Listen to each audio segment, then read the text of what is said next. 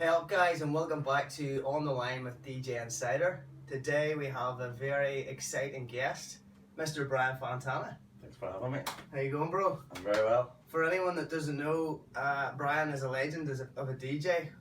He's also one of my best mates, so this should be a pretty fun interview. Yeah, we'll keep it clean. I'm possibly going to need subtitles. One Irish accent is usually bad enough, but now we have two. Put us together and it's hard to understand, no doubt. So, Brian, you've been here in Australia for how many years? We'll be 7 in September. I moved 09. So tell us a bit about your background, mate, when you came here and when you started DJing. I would have started DJing. So I moved here in 2009. Travelled a bit of the country and then eventually settled in Melbourne. Come to the realisation that it was my favourite city. It was vibrant.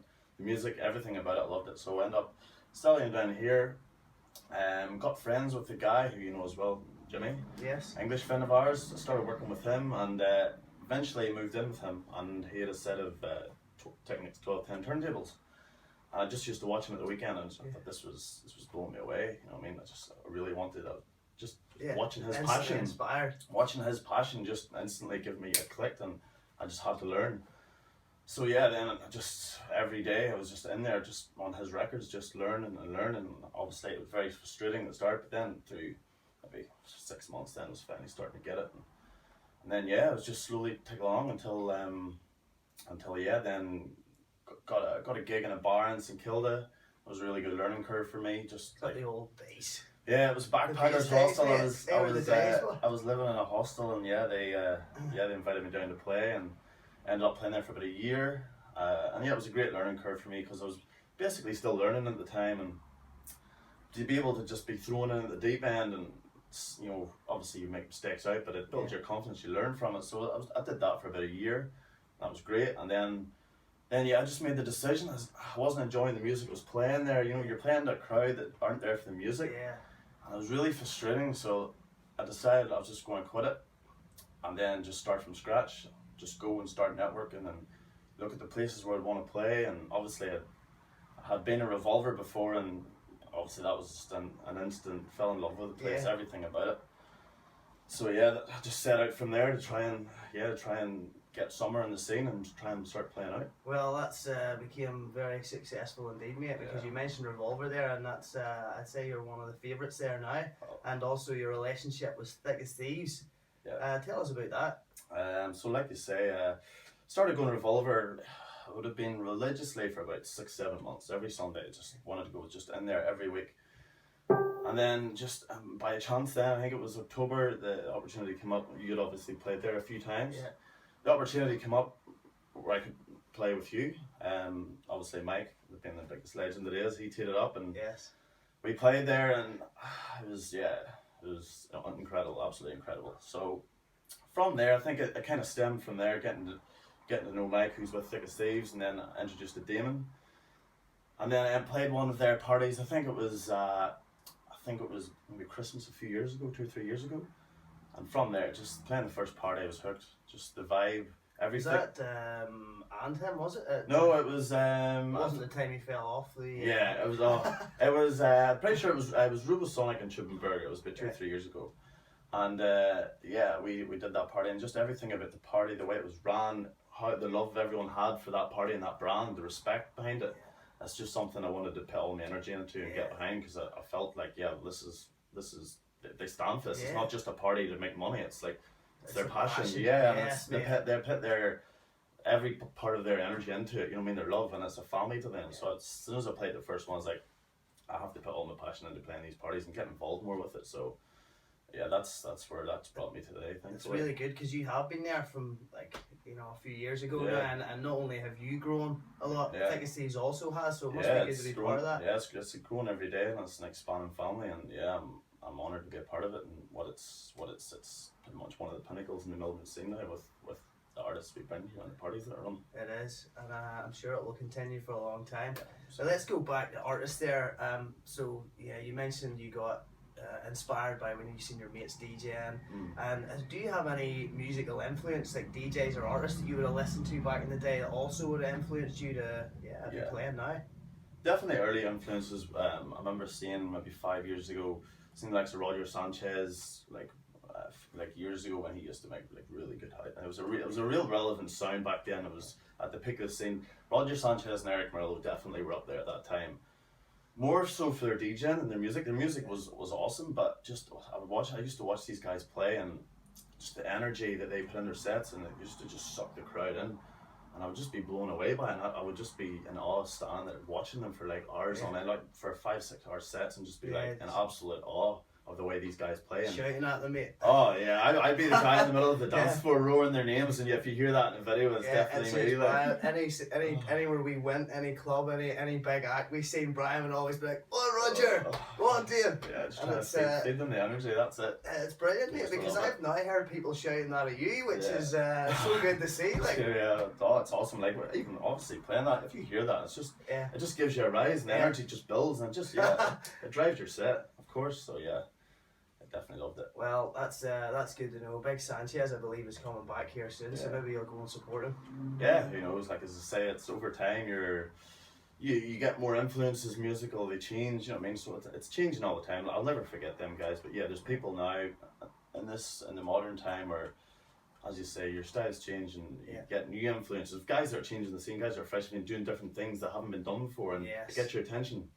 Well, who would that be for you then? Who would your favourite DJ at the moment be, as if we maybe don't already know? Well, I think everyone knows that. You know, I mean, he's local. He's from Melbourne, and he's probably in my mind Australia's biggest DJ. Yeah. One in the world for me, and his name's Boogs. Everyone knows that. Yes, big shout out to Boogs if he's watching. Yeah, he's a legend. Yeah, like from the early days of going Revolver. Well, I'll say early days, but 5-6 years ago, going to Revolver.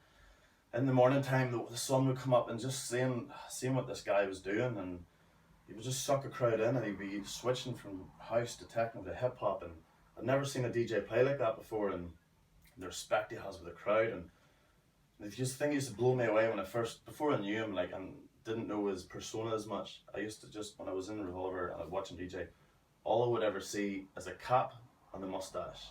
I would never even see the bloke's face, and I'd be like, who is this guy? It was so mysterious to me, and he would just be waving around, just cool as you like, and the place could be going like absolutely bananas, and he just keeps his composure, and he's just working. It's just down here, that's all it ever is. And I remember after a set he played, this was a few years on after I obviously got to know him, I remember asking him one day, I was like, mate, how do you do it? Like, I was like, you break every rule in the DJ book. Yeah. And he said, mate, there are no rules. And I was like, mate, I know that's fair enough, but I'm just like, when you're in a crowd and you need to adapt in different venues, like when I seen him playing Vineyard, for example, I'd never played there before, and he was playing like classic tracks that get played all the time within the first 45 minutes. And I'm like, you never even look up at the crowd to read the vibe. And he said, mate, I don't need to look up to read the vibe, you feel it here. Feel it, yeah. And automatically I'm like, well, that's why you're the greatest. So that stuck with me forever. Jeez, that's awesome, mate. Yeah, he's absolute game changer, mate. And like, there's international DJs that get flown from the other side of the world here, mate, get paid thousands of dollars to play in a venue, and wouldn't get half the amount of people to turn up they do for Boogs. You know, it's just ridiculous the following the guy has. Yeah. He's royalty in this. Yeah, it's what he was put here for. That's it. He's playing music, mate. He does it well. To play music, and he's the best at it. So yeah. Okay, so that's big. You mentioned because we see you now, you know, as like you've been growing so fast, you know, and you've been getting higher and higher up the ranks.